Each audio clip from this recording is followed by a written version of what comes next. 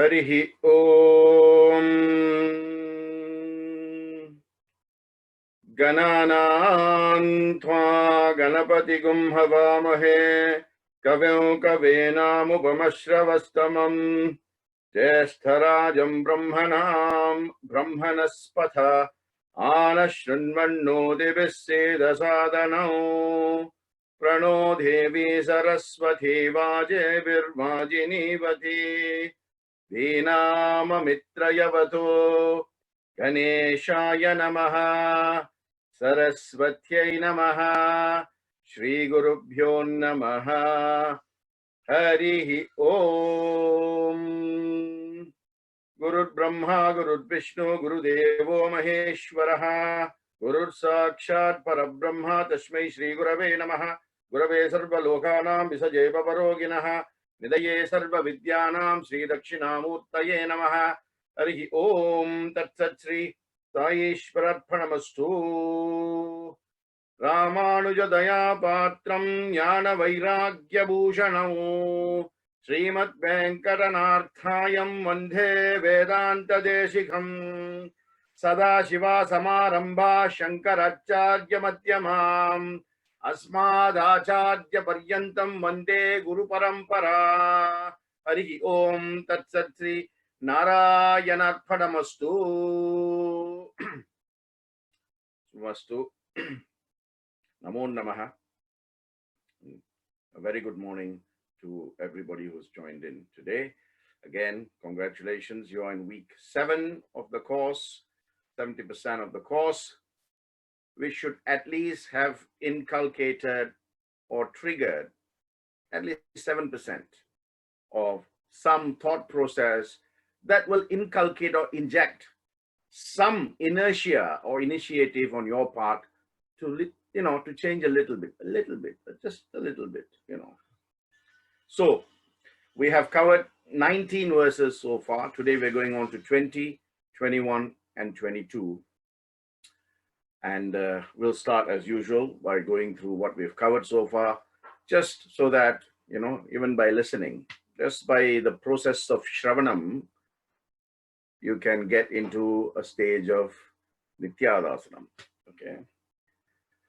Bhaja Govindam, Bhaja Govindam, Govindam, Bhaja Mudamate, Samprapte Sanihite Kale, Nahi Rakshati Dukril Karani, Mudajahi Hidanagamatreshna.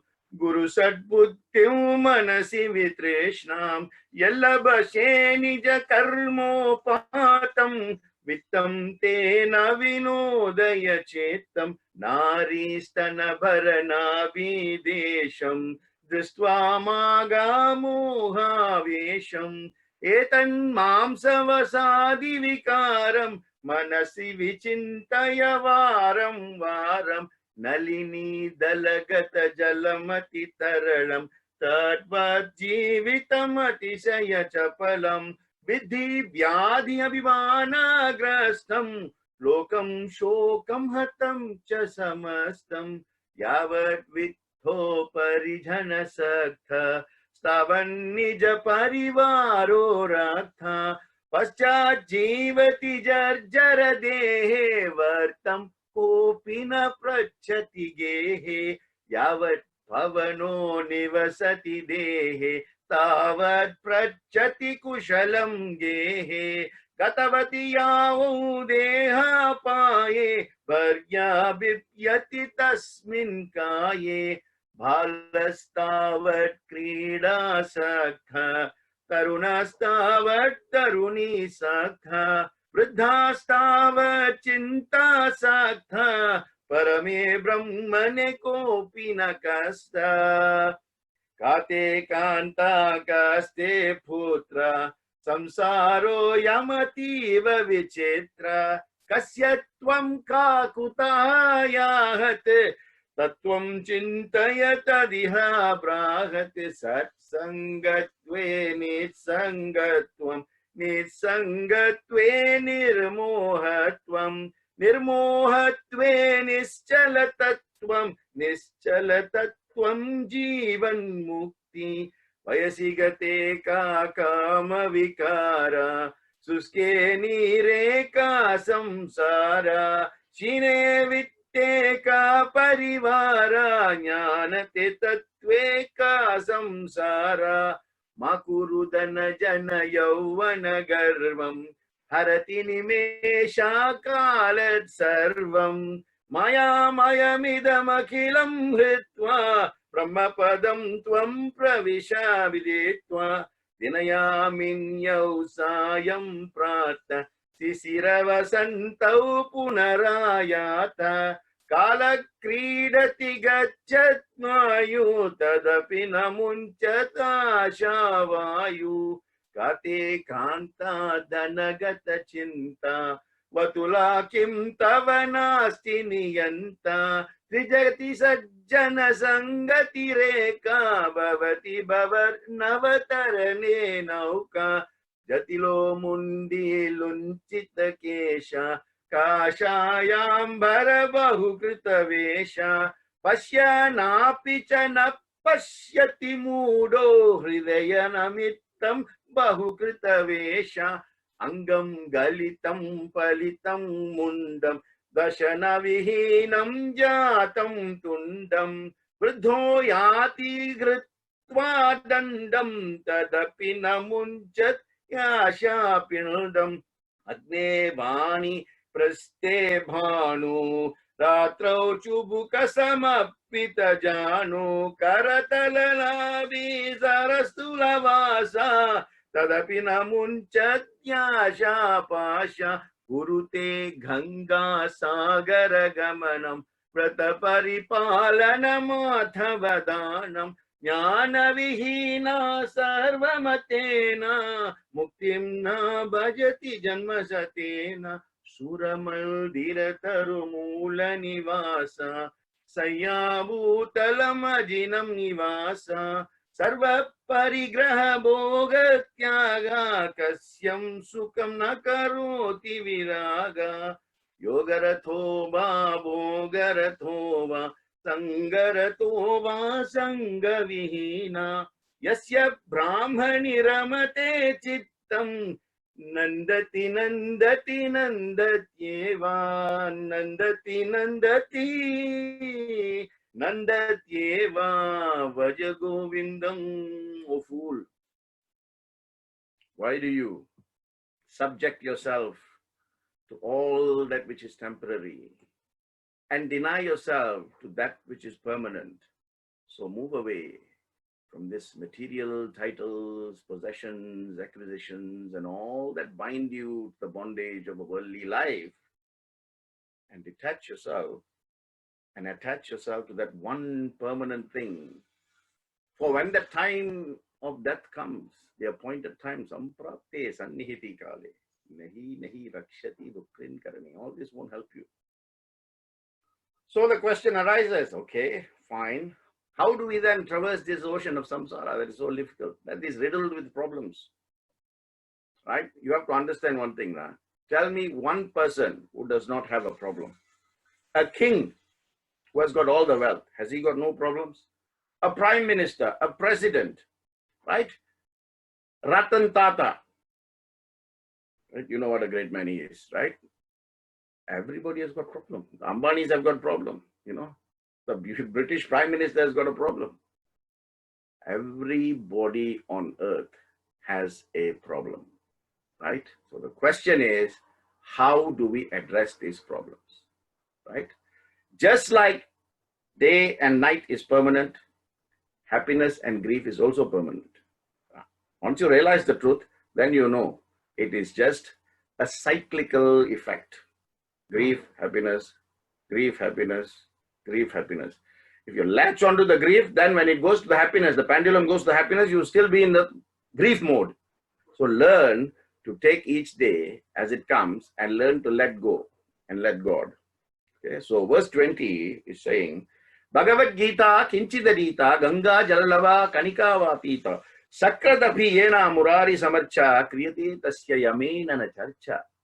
Beautifully is saying, Acharya Shankaracharya is saying, Bhagavad Gita kinchita dita Ganga jalalava kanika pita Shakradapi yena murari samarcha kriyate tasya yamena na charcha.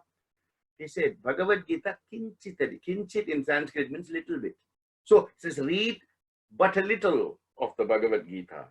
Ganga jala, Ganga, the water of Ganga. Lava kanika pita, a drop is enough. Right? Sakradapi yena murari samarcha. Once you get engaged in the worship of Murari, Krishna, Rama, whoever it is, then kriyate tasya, that means if you do this, yamena na charcha, that basically means once you are in this habit, once you regulate yourself in this way of life, yamena na charcha, then not even Lord Yama can come and have any altercations with you. You are completely looking at making sure that Yama cannot give you anything that you don't deserve. So the value here is one of honesty. Truth and right conduct is what you're looking at here. See, in the previous verse, right? Nandati, Nandati, Nandatyeva is talking about the state of realization, going into the self, right? This verse, Bhagavad Gita, Kinchitadita, Ganga Jalalava Kanika Pita, yes, when you pray to Murari, he's telling you how to get that. So 19 talks about self-realization, 20 gives you the pathway, right? How do we get that? So this verse spells out how, in which way can you get that? So it outlines 3 practices. That's the first 3 lines. Bhagavad Gita, Kinchitadita. Read the Gita a little bit, right? Then the second line says, Ganga Jala Lava Kanika Pita. Just a drop of Ganga. You must try and have, right? Then the third line talks about Sakradapi Yehna Murari Samarcha, talking about worship Murari.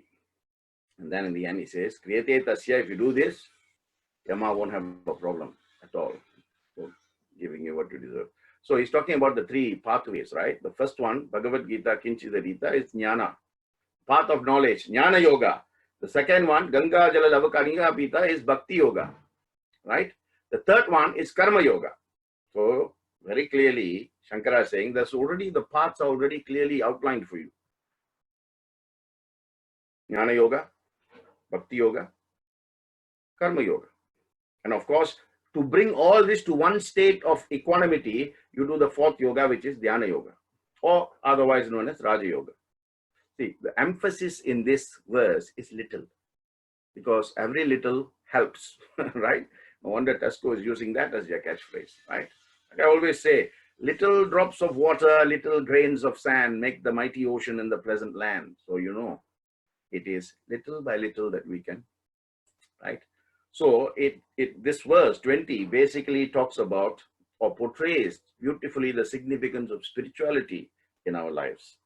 I mean, you can choose the path of Bhakti Yoga, you can choose the path of Jnana Yoga, you can choose the path of Karma Yoga, or you completely detach and go into Dhyana Yoga. Completely detach and go into Dhyana Yoga, right? You can't be one leg here, one leg there. That's why Dhyana is quite difficult, because it takes you ultimately to the stage of Samadhi, right? So start with a little, right? Swami's 9-point code of conduct says, read Sai literature, and Sai literature refers to all of this, Swami always refers in his talks to all the various, resources. An ocean of resources, but not even a drop of change. Ask yourselves why, right? So it's not just a question of, looking at the verse. One must live this verse, right? When we start practicing even a little bit and uncompromisingly, practice was the uncompromisingly, slowly but surely, little bit. A big rock can be made to dust, but not with one hammer and one chisel, one bang, one hit. No, little chip, little chip, little chip, little chip, little chip. At the end of the day, the whole big boulder can be made into dust, right? So as you grow, as you do a little by little by little by little, you will realize the joys that these pathways give you. Either it's Jnana Yoga, Karma Yoga, Bhakti Yoga, or Dhyana Yoga, right? So you must start somewhere, You see, a lot of people go and bathe in the Ganga, they go and bathe in Rameshwaram, they go and bathe in all these places, right?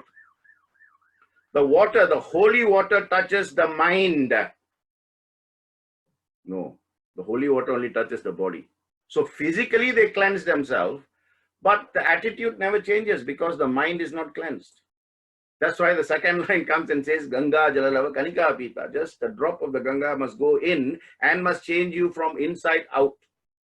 Then, when you worship the Lord sincerely, read a little bit of Gita, drink a little bit of Ganga, then worship Murari with sincerity, or worship Shiva with sincerity, or worship anybody with sincerity, then with complete faith and surrender, right, you will learn to accept when Yama comes.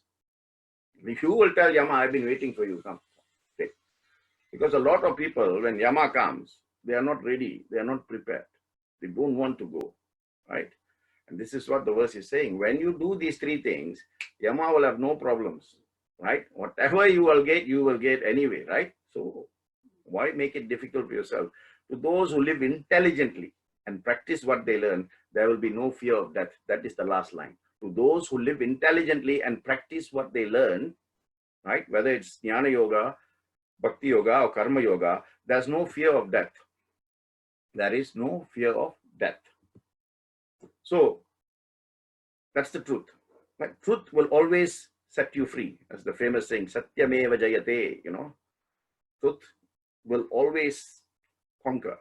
Right? So I'll tell you a story about a thief and a king. Right? This thief, since a young age, he was always stealing, and when he was growing up, his mother was always telling him, this is not the way, change your ways, change your ways. He said, there is no other way, I can't get a job, blah, blah, blah. So he continued to steal, and even after his mother passed away, he continued to do so. And one day it heard that a famous rishi had come to the town, that village, and he was giving talks, for a few days. So this thief decided to go and listen to him. And, he was really taken by the speech of this rishi, who was talking about the value of truth in daily life. So this guy, the thief, stayed back after the talk, and he went to see the rishi afterwards, and he says, this is my life. Right? So he shared his life with the rishi, and he said, I want to change, but I cannot because I'm so caught up in the circumstances, right? So this is my my little acronym for you, CIC today. Caught in circumstances. Caught in circumstances, CIC, okay? Now, he says, I am caught in my circumstances. I cannot do anything but continue to steal.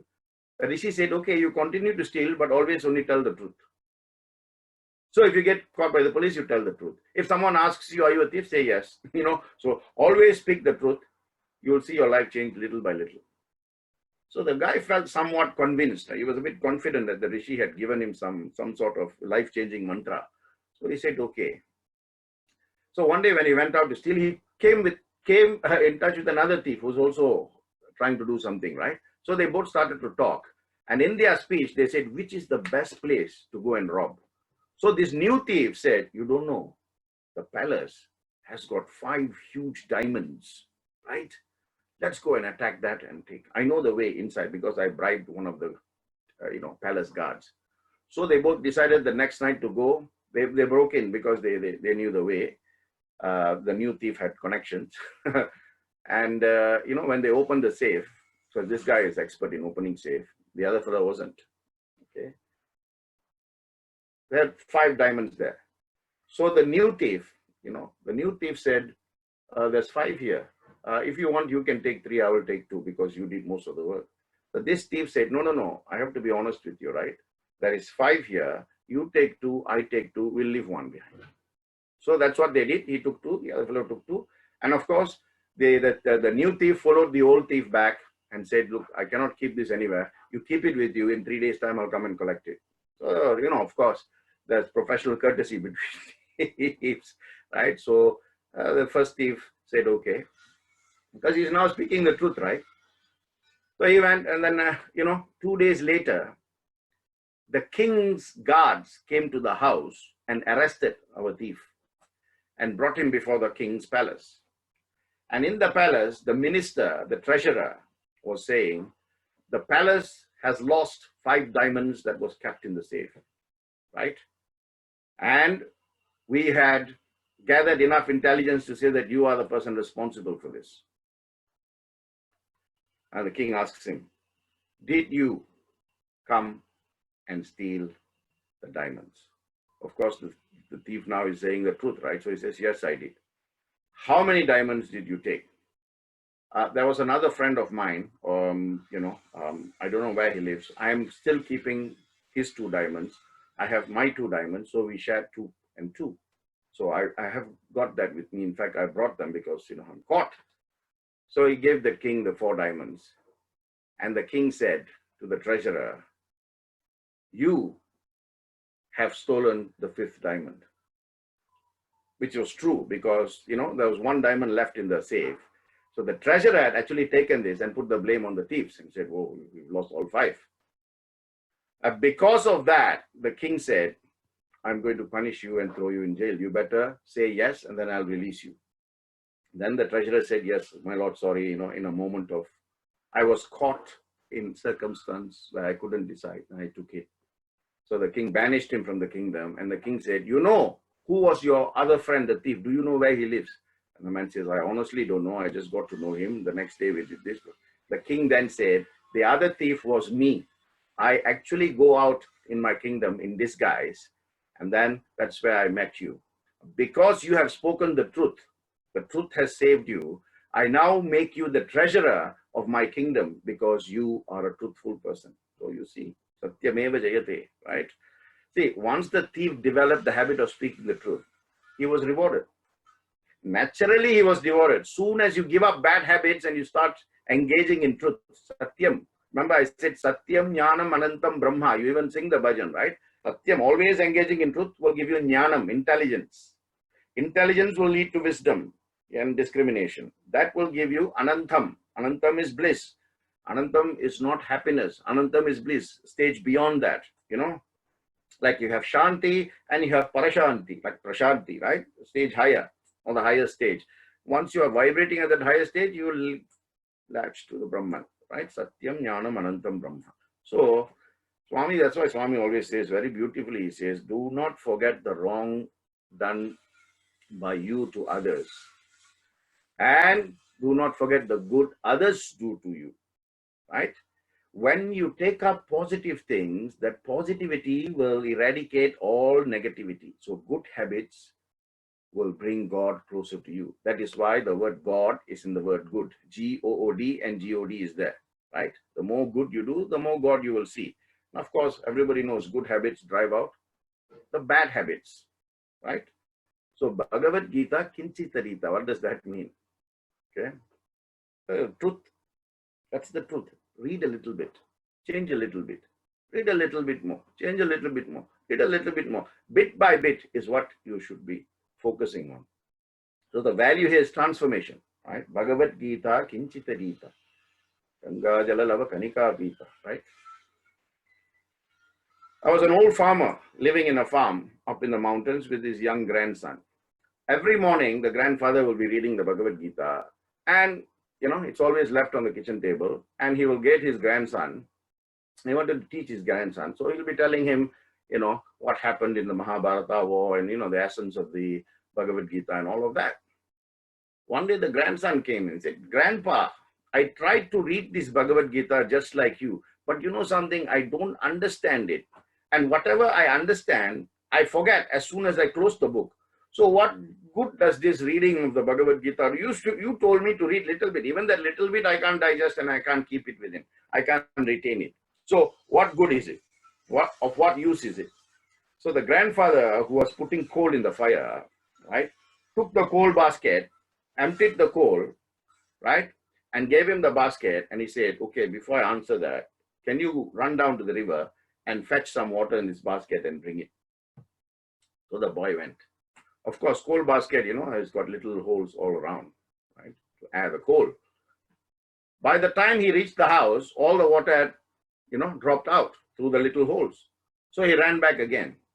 By the time he came, the faster he ran, the quicker the water dissipated. Now, so after some time, he told, the grandfather, no matter how fast I move, it is still the same. So of what use is this? It is basically impossible for me to go run down to the river, catch water, and bring it back to you. By the time I come, the basket is empty. Now, then of course, he was out of breath. He said, "See, grandfather, it's useless.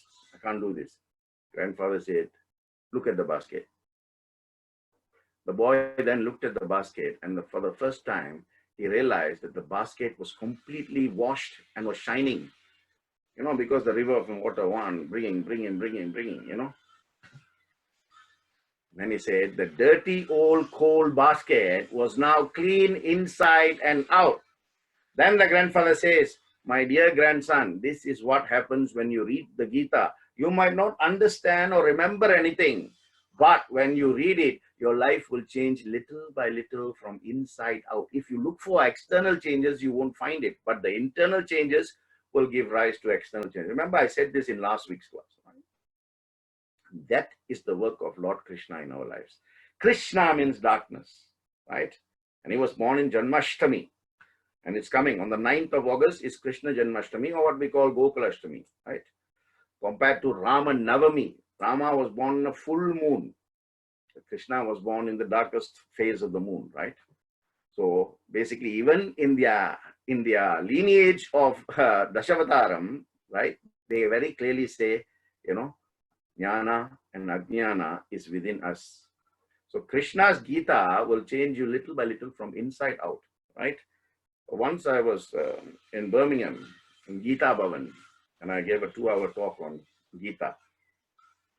After that, one uncle came to me and he said, Professor, I understand what you're saying, but I've been through the Gita several times, and yet I fail to see how it can relate to modern life. So my response to the uncle is, and my response will be the same to anybody who raised this question, right? I told the uncle, it is not how much you go through the Gita that matters. It is not how much you go through the Gita that matters. It is how little of the Gita goes through you. That is what really matters. So to all those of you who are engaging in reading, continue to read.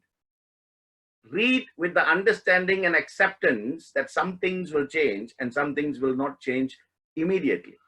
It will change slowly, virtually. When you read with that understanding and that open-mindedness, definitely you will feel change, right? Definitely you will feel change. So, Bhagavad Gita, Kinchita Gita, right? The strength of the teachings involved in the Gita. You see, it is God's conversation with man. The confused man is talking to God, who is injecting clarity from, in 704 verses, in 18 chapters. He's telling the answer to all of life's problems. So what more do you want? Right? What more do you want? Every sort of problem has an answer in the Gita. This I can even give you in writing, right? Just because your vision is clouded, your mind is muddled, does not mean the answer is not there, right? Because what the Gita tells you is how to sharpen yourself internally so that externally that is reflected. But we don't do that. We look at external sharpening and internal mundane dullness.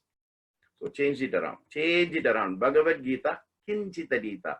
Little bit of the Gita, little drops of the Ganga, right?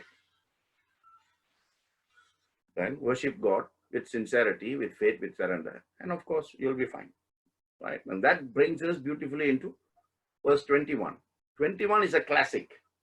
It's a classic for all those of us out there who says life is riddled with problems. That is the truth. So what is surprising about that? Only today you realize after 35 years of your life or 40 years of your life or 50 years of your life, the same.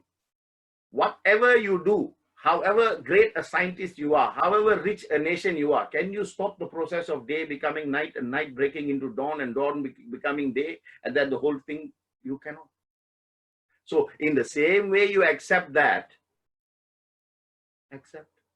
life is, a mixture of happiness, sadness, joy, bliss, peace.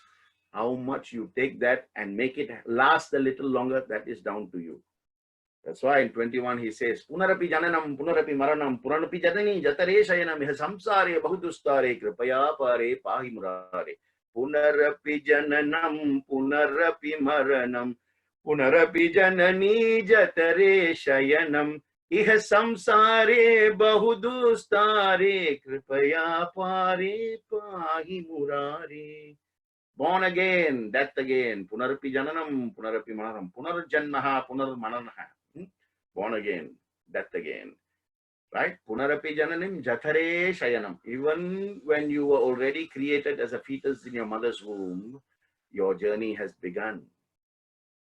Right?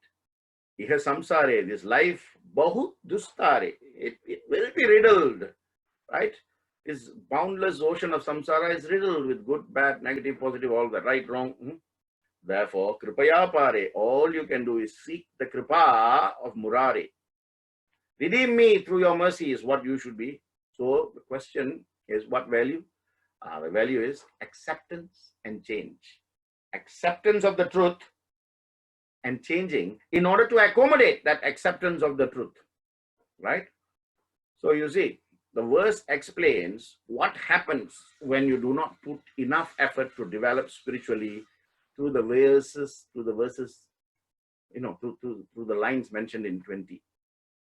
You read the Gita, okay, if you don't start from today, right? Lots of free versions of the Gita, PDF versions available on the net, right? So you can easily get one, or you can buy one from, the Sathya Sai workshop, or you can buy, lots of people sell it online, right? You get victimized by the world, and therefore you are subject to the cycle of birth and death again and again and again and again, right? Remember I said when you're gone, when you leave your mortal coils, you come to a stage where you can go through the green gates, no baggage, nothing to declare, or you go through the red, something to declare, right? Too much of baggage. Therefore, you're subject to customs change and, checking and all of that. So same thing will happen. Have you discarded all your baggage in this journey of your life? The answer is yes, take the green channel. You brought back more. You've increased your moha vasanas. I told you in the second verse itself, I told you, Muda Jahihi Danagama Trishnam, Guru Sadbuttim Manasivi Trishnam, Yella Bashe Nija Karmopatam Vittam Tena Vinodaya Chittam. Move away from this thirst of all this. Place your faith and your focus on that one Guru who will lead you to the ultimate. But no, you still, because desire, one word. And I even said to you, desire. Still you are caught in that world. Therefore, as long as your desires keep mounting, the possibility of exhausting those desires gets slimmer and slimmer and slimmer. You are like tossed around, in the ocean like a wave, like the wave. So even in the present life, you think there is no respite for me. I'm being tossed around by the changes in the environment with no capacity to weather the storm that has been hitting me. A beautiful bhajan here, right? This is a conversation between a higher wave and a middle wave and a lower wave, right? See, the lower wave was complaining that it is not going as high as the middle wave, and the middle wave was complaining it's not going as high as the highest wave. So the highest wave with intelligence is telling it doesn't matter how high we go. At the end of the day, we are going to go back down to the same level of the water, and then another wave will take us. Right? Once you understand the truth is not how high you go, but how balanced you are in life, then your life is self-sorted. Then only that little wave and the middle wave understood. I am a wave in the ocean. With every breeze I rise and fall. I am a snowdrop tossing wildly. Every breeze throws me around. Must I forever be a wave, Lord, or a snowdrop tossed around? What beautiful lyrics. Your choice. Life has problem, okay, it will pass. Life has happiness, okay, it will pass. Then you're vibrating in the truth. You must know the truth is nothing is ever permanent. Nothing is ever permanent, right? Except death. And when it comes, you have to be ready. So all this is basically preparing you for that journey.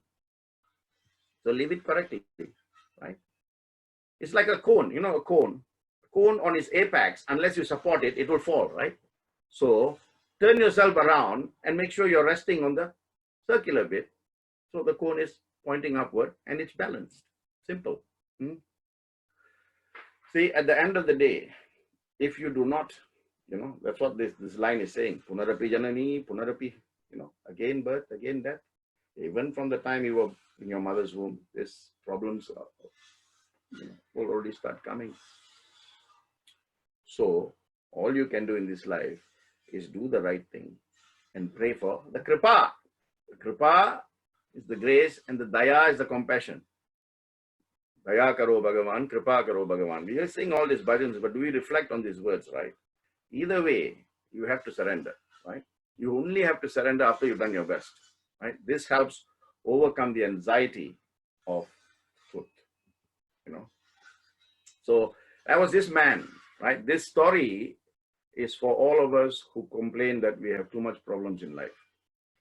And in that complaining, we forget to be grateful and give gratitude for all the little things that give us joy. If you focus on all those little things that joy, the great big problems that is hitting you will disappear, vanish. But because you're constantly engaged in the thought of the biggest problems, even the little happiness and the joys that you have will vanish. So choice is yours, my friends. Choice is yours. You need to decide, right? No one else can make that decision for you, right? Your life is in your hands. So this man was going through a lot of difficulties in life, He was the only breadwinner of the family, big family, brothers, sisters not married, all of that. And one day he fell ill because he was overworking, and then, he couldn't go to work for 1 or 2 weeks because he was ill. As a result, his, employer dismissed him. He didn't know what to do. He went to the temple to pray, and in the temple he saw a poster. A famous rishi was coming into town, as he sat brooding over his fate. As we do, as he sat brooding over the fate, he saw this. And he said, okay, at least for 2-3 weeks, the rishi will be coming here and giving. So all the people who come and attend will get food and whatnot. So he said, at least for 2-3 weeks, I can provide food to my family. So, of course, this Annadana, when rishis come, some rich people will say, okay, we will provide food every day, morning breakfast, afternoon lunch, evening dinner. So that was happening. So he was happy. See, he went with a problem into the temple. God spoke to him through the poster. He's saying, you are worried about food, don't worry. Next 3 weeks, I'll look after it. Right? So why do you worry? The answer is there. That's why the Christian Bible says, seek and you will find. Knock and it will open. Right? So if you seek the truth, you'll find the truth. If you knock the door of happiness, it will open. Right? The question is, what are we seeking? What are we knocking at? Or knocking on, right? So anyway, when the man heard about this, he was waiting. The first day the rishi came, he waited, and then he said, look, I don't have a job. I'm happy to stay and serve you in whatever capacity. And the rishi said, okay. Rishi can, rishis are very, very sharp, right? They will look at one person, they will know, because your mind talks very loudly than what your mouth can do. Anyway, so the rishi went and he said, I am looking for a job. I don't have a job. So at the moment, I can, take you around. I can, be with you, look after your needs, and, and also sit and listen to your pravachans, your satsangs, And of course, I have to support my family. So, there's food here and I can go and give. Now, how many of us go to the temple, first have the prasad and then go and see God and say hi and bye? So that's something for us to think about. The next day, when the Guruji came, he said, okay, this man was happy to serve him. The Guruji said, okay, you serve me and all of that. But the Guruji knew this fellow was going through so much. So on the third day, he said, today, you don't do any work. You sit and you listen to all that I am saying. And that day, the Guruji spoke about karma, right? The Guruji spoke about karma, and that's what I'm going to talk about in relation to this verse. Because life is riddled with difficulty. Nobody can say their problem is bigger than another problem. Problem is the same. No matter how it is, the spelling is P-R-O-B-L-E-M. Right? We only qualify the word problem with big, small, right? Massive, little, Problem is problem, right? It goes through it. So anyway, the Guruji was saying in life, there are 4 types of karma, right? Prarabdha karma, Sanchita karma, Agamic karma, and Kriyamana karma.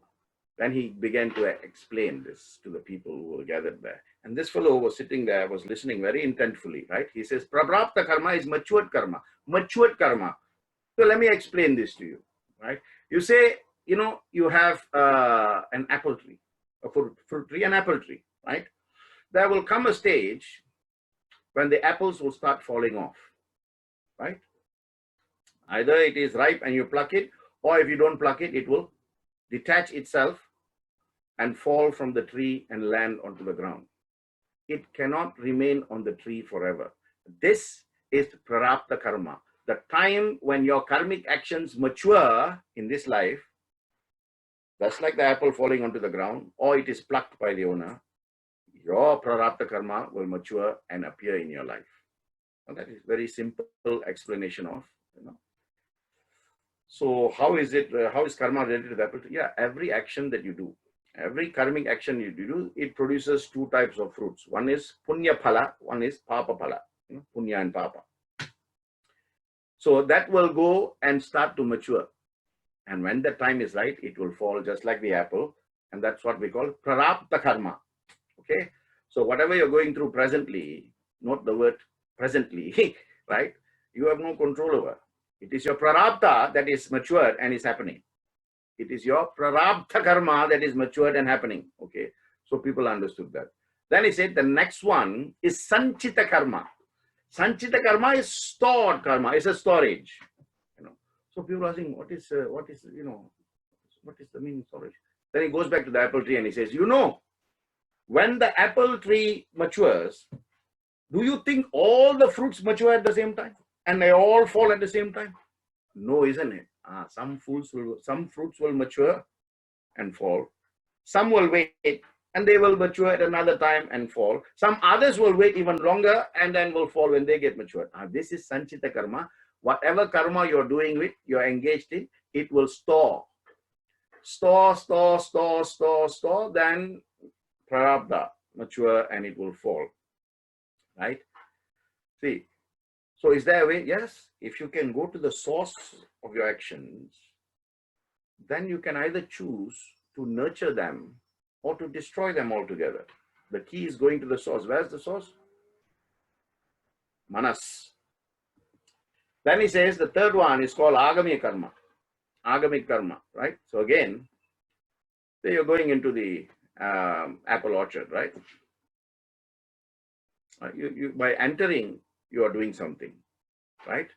And then if you see a fruit that is not ripe and you pull it and put it down, that karma also produces something. So every act, every thought, every word, every action produces karma. And I told you there's only two types of karma: papa karma or punya karma, good or bad. There is no other in between, right?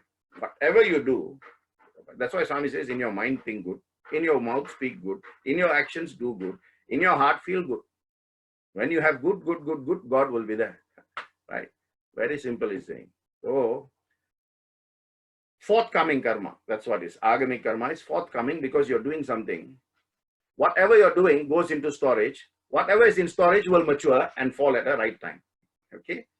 And he goes on to talk about the fourth type of karma is, you see, this is a great, huge topic, right? Maybe it's something that we can venture for future sessions. But let's see, right? I'm trying to give you a synopsis, right? A fully compressed version so that you can just take it like a pill and understand what is karma all about. A fourth one is called vartamana or kriyamana karma, which is present karma. So matured karma, prarabdha; stored karma, sanchita; agamiya karma is forthcoming, and vartamana is present. So remember, see this, how beautifully it is, right? What will come as matured is prarabdha. What is stored in order to become matured is sanchita. What is coming is called agamiya, and what is presently happening is called vartamana, kriyamana. That's why even when you go and do sankalpa in the temples, right, you will see the priests or the pandits saying vartamanasya, kriyamanasya. This is all they're talking about. Whatever is happening in your life now, at the present moment, they are trying to get some form of redemption from that through the mantric vibrations of this thing called sankalpa or undertaking. So this is also called an effort-based karma or purushartha karma. right? So let's say you no longer want the apples. Now I'm still talking about the apple orchard, right? You chop the tree off or you uproot them. If you chop the tree, the problem is they might grow again. If you uproot them, then they may not grow again, right?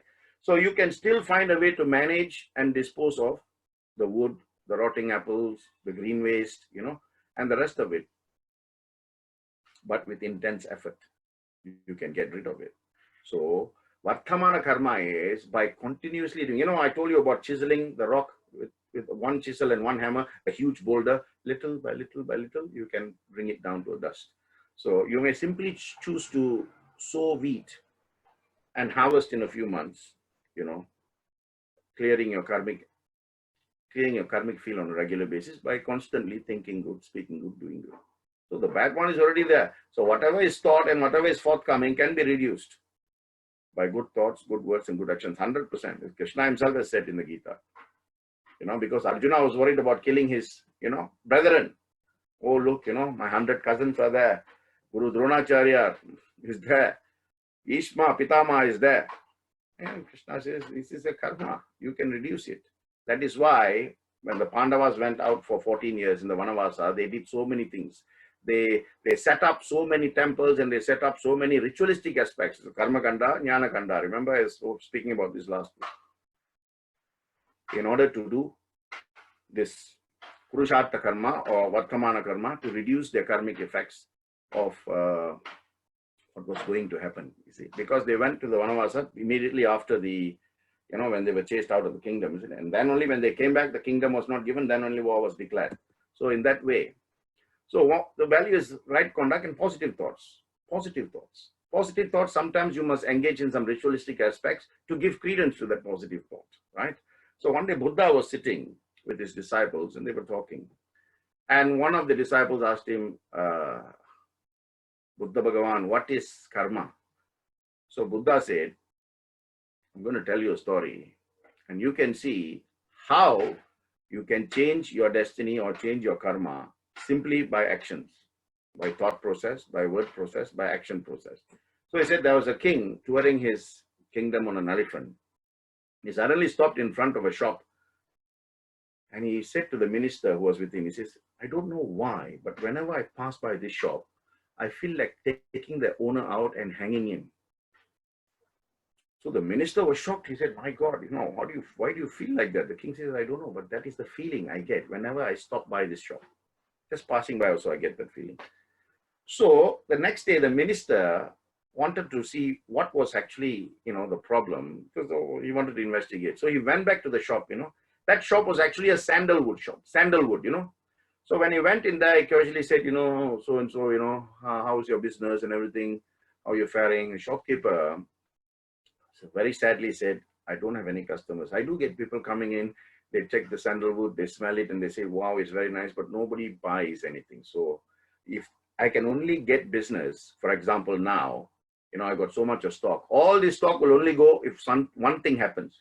So the minister said, what thing must happen? See if I can help. Only if the king dies, then they will come, because the tradition is the kings are cremated on sandalwood. Okay. Rajabhoga Valke, like that. Anyway, so then the minister understood, my God, this fellow's thought was so powerful that the king should die so that all his sandalwood gets sold so that he gets some money in return. That thought that only the sandalwood merchant knew had gone and touched the king. The king doesn't know, but the thought has touched him. This is how we are affected by other people's thoughts, right? Sometimes unconsciously, sometimes consciously, right? But we have to be aware that things can happen, right? Anyway, he now understood why the king felt like that, although the king does not know the reason why. Now this fellow knew, isn't it? Your thoughts are so powerful. You want the king to die so you can sell all your. So he said, okay, pack me 1 kilogram of your finest sandalwood. This is why the most intelligent of people were always advisors to the king, right? And they were kingmakers, right? Kingmakers are far more powerful than the kings. Anyway, so he says, give me 1 kilo of your best wood. He takes the wood and he goes and he sees the king and he says, this was presented to you by the shop that we stopped in front yesterday. Remember, he's actually a sandalwood merchant and he gave this to you as a gift. He wanted you to have his finest sandalwood. So the king was very touched. He said, oh my God, you know, I don't know why I thought about that fellow like that. He seems like a very nice guy. So he called the guards and said, go and give him this bundle of gold coins, you know, a bag of gold coins. Go and give it to him. So the soldiers went and gave, this is from the king. He you know, he gave you this. The merchant then started to think, oh my God, the king is so nice. How could I have labored or harbored such thoughts about the king? You know, then he went to the temple and he said, may the king long live, you know. He completely changed his thoughts. So the king changed his thoughts about the sandalwood merchant because the sandalwood merchant had sent him something. Of course, he didn't. The minister had bought it. But you see how the play is happening, right? To facilitate change, some play will happen. That play is the problem because the solution is coming. But you don't want the problem. You only want the solution. So how can it be? You know. So sometimes it's plus, sometimes it's minus, sometimes it's divide, sometimes it's to the power of. But they will have a solution. Right? The greatest of maths problem will have a solution in the same way the greatest of life's problem, right? Kripaya pare pahi murare. Complete surrender, he will help you. What's your problem? Complete surrender, finish. Easy, isn't it? No, difficult. Why? Because you have so much of unwanted things that you want. Anyway, so what happened was by process of a little act of kindness, right? The minister was able to change the king's mindset to give money to the sandalwood merchant, and the sandalwood merchant's mindset was changed by receiving that gift, and he of course blessed. So you see, both had changed their mindset because of some small thing happening, right? So the moral of the story is you can change your karma, you know, by chiseling little by little, constantly good thoughts. But what if he's giving me bad thoughts? Don't worry about what he does. I'm talking about what you should do. You and only you are responsible for your thoughts, your words, your actions. So why worry about Mr. A, Miss B, and Mr. C? You think good, you speak good, you do good, you feel good, you get God. Why worry about X, Y, or Z? When God is in front of you, you just follow. You don't worry who's coming behind. Nobody can save you. Samprapte sannihite kale. No one, nothing. Not your greatest wealth, not the most powerful weapon. So Buddha says, after telling the story to his disciples, he says, so you tell me now, what is karma? Also the disciples think, okay, karma is our words, our feelings, our actions, our deeds. Buddha said, no, your thoughts and only your thoughts are your karma. Because what you think materializes as words through your mouth. And what you think and speak manifests as actions in your life. You will only receive what you give.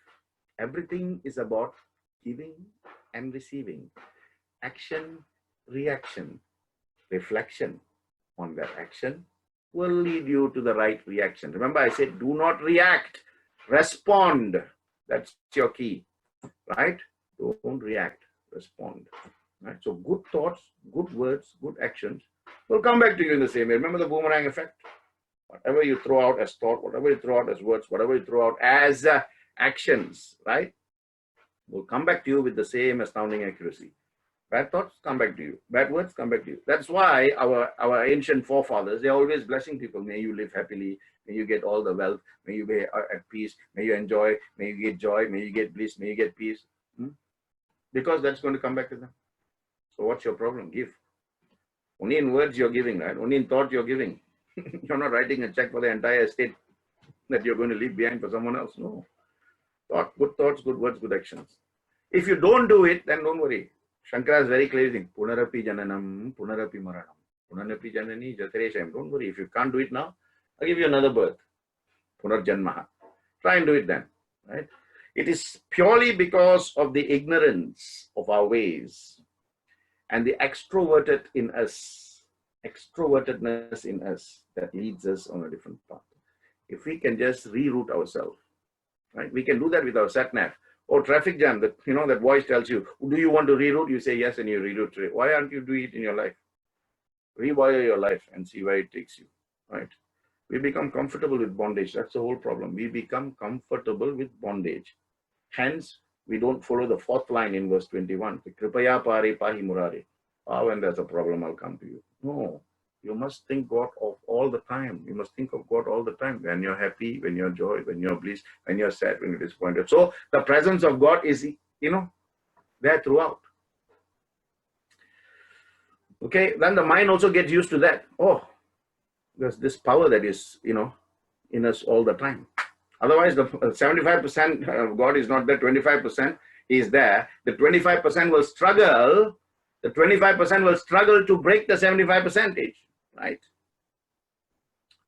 So, from 21, it takes us beautifully into 22 when he says, Rathya charpata virajita kantaha, punya punya vivarjita pantaha, yogi yogani yojita chitto ramate balon mattava deva. Rathya charpata virachita kanta, punya punya vivarjita pantha, yogi yogani yojita chitto ramate balon mattava deva. How to be at peace. That means creating passion, patience. Well, passion as well. Right? So, other acronym for today is PPP, right? Passion, peace, patience. But you have to put this in the order, not me, you. Which P you want first, which P you want second, which P you want third. So the 3 P's are peace, passion, and patience. There is a formula, but you work it out. And of course, you can let me know how you're getting on. If your formula is not correct, then I'll give you the 3 P's in their order, right? But the thing here is to explore and test which P first, which P second, which P third. Right? A bit of intelligence will tell you which is which. Rathya charpata virajita kantaha. There is no shortage of clothing for a monk because he is not looking for clothes. He just looks for a cloth to cover his loins. Finish. That's why Rathya charpata virajita kanta. Punya punya vivarjita pantaha. Once he is at that stage where he does not want anything, then he is freed from vices and virtues. Punya punyavi varjita pantaha. And he wonders in that same mindset. Yogi yogani yojita chitto. In that same mindset he wants. Because he is constantly living in union with God, he enjoys bliss. Ramate balon mattava deva. So that's what this verse is saying, right? How to inculcate peace and patience in your life. So this is actually linking 20 and 21. 22 is linking 20 and 21. This verse describes what happens when you follow the spiritual practices recommended in verse 20, and then 21. It describes the state in terms of the physical, emotional, and intellectual planes of consciousness, thus making it easier for the common man to understand what he needs to do, right? Be at peace with yourself, because unless you're at peace with yourself, the mind cannot be at peace. Physically, you are troubled, you are distressed, right? What you say will not come out right. Why? Simply because the word peace is not there. So Buddha was once walking with, with his disciples, and they were saying, if we walk for very long, why don't we stop somewhere and see if we can get some food? So they approached a village and they saw this big house there. A big businessman was staying there, and Buddha went and knocked on the door. So this merchant came out and he saw Buddha, and of course he's heard of Buddha, and he says, "You, my God, why don't you do something with your life? Why don't you become useful to the community, get a job, contribute to the community instead of loafing around and, trying to spoil all the lives of all these people he started, what we call verbal diarrhea, right? So the merchant was giving to Buddha. Buddha was just quietly standing there and listening. So when the man finished, Buddha asked him, "Sir, have you finished saying whatever you want to say?" Man said, yes, I don't want to waste my time with you, useless fellows. So Buddha said, "Can you allow me to ask you one question?" The man says, "Okay, but make it quick because I have no time to waste." And Buddha asks him, "If you were to give me a gift, and I refuse to accept it, what becomes of the gift?" The man says, "You're not only useless, but you're also stupid. Because if I give you something and you don't want it, of course it comes back to me, I'll take it back. You are an idiot. He says, sir, in the same way, whatever you've given me in terms of your words in the last 10 minutes, I have not received it. Therefore, please take it back. And Buddha continues. And, he manages to get some food for his people. You see how beautifully it can be dealt with. But now question is, do we reflect on your own lives and the times that you've got, enraged or you've got angry, was it necessary? Let go and let God. Buddha says, unless you take something, unless you accept it, it doesn't become yours. It doesn't become you. So whatever is bad, whatever is negative, don't accept it. If you don't accept it, never comes. It should not affect you at all. That's why I say reaction is one, responding. Buddha responded. He didn't react. Human beings, we react. We don't respond because that possession of thought, clarity of thought is not there. So we just say things and then, we make things even worse. So it's basically about, thoughts, words, and actions being in alignment. I've said this before, Traikarana Suddhi, right? Think before you speak, right? Speak before you act. And when you do this constantly, then you're developing passion, patience, and tolerance. And that will lead you to peace, right? So, and, constantly means that you're not affected, you're not affected by what is happening around you. Of course, it takes time, right, to come to that stage, right? Because that means you're detaching yourself and attaching yourself to the reality. I cannot change this. So why should I change myself to be affected by this? Okay, I accept, I can't change this, I continue. So there's a story of this monk, right? He was a very learned monk, realized to a certain level. And, he just needed a break from that spiritual world. And then he came down to the nearest village and people saw him and received him. I mean, they knew there was a monk there meditating for many years, and once in a way he comes down. So he comes down, he stays in the village for a few days, helps people with their problems, gives some, discourses, and then he goes back. Now, one day what happened was they found that, a young girl who was not married in the village, she was pregnant. And of course they cornered her, and those days it was a big thing. Today, even in some communities and some societies, it's a big thing. However, she, just to escape, and she didn't want to pinpoint her, put her boyfriend in trouble, she said it was the monk who did it. The monk was famous for saying one thing to anybody who comes to him with a problem, right? He will always say, is that so? Whatever it is, whoever came to talk to him, he'll say, is that so? So when the village people came with the girl and said, did you make her pregnant? She's saying it is you. He just said, is that so? So they got together, they beat him up, and then they chased him out of the village. And they also chased the woman out of the village, the girl. So he took the girl, he went to, and set up a little camp for her. And every day he used to beg for food in order to feed this lady. Because he never changed, he never asked, he never clarified, nothing. He took her and put her somewhere safe. And then he went to get food and he was feeding her, right? After a month of him continuing to do that and never asking her any question, the girl finally relented and confessed to him. And he says, is that so? Then she goes back to the village and she tells the truth to the village, and they all come running asking for forgiveness and say, please come back and live with us because, we have wronged you. And he looks at them and he says, is that so? The truth will always prevail. And he goes back. Just to, sometimes you have to have that materialistic impact or experience or exposure in order to go back to the spiritual act.